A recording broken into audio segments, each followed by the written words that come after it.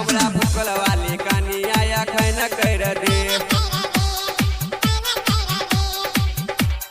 नटी बुटी ना चाहिए हम चाहिए हो गे हमारा के लाई देखा गरिया वाली बोगे चलबा लगरी में पोसाइन कर देगे हमरा अष्टल वाली कनिया या खैन कर देगे हमरा फुटबॉल वाली कनिया या खैन कर दे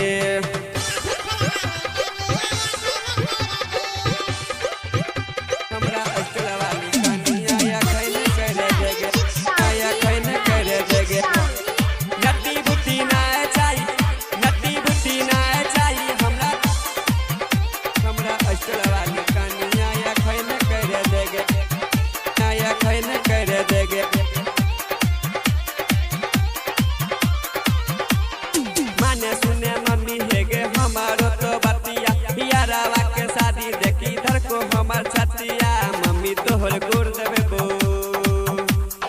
हेगे मम्मी गोर देवे बो बात माने होगे हमारा के चाहिए होठा लाली वाली बोगे जीवन साथी वाला खेल कर देगे हमरा अष्टल वाली कनिया या खैन कर देगे हमरा फुटबॉल वाली कनिया या खैन कर देगे हमरा अष्टल वाली कनिया या खैन कर दे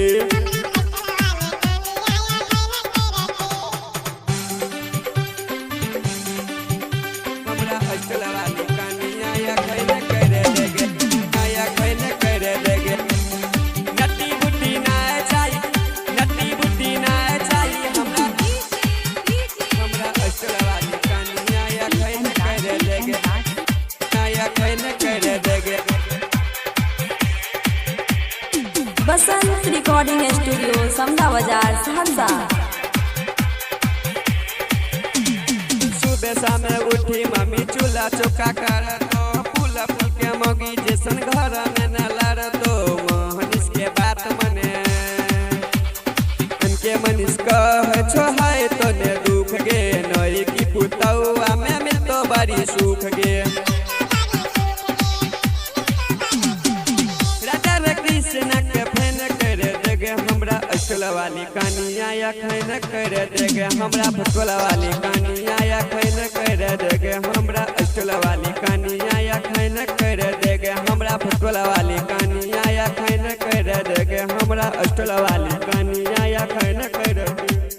बसंत रिकॉर्डिंग स्टूडियो समदा बाजार सहरसा।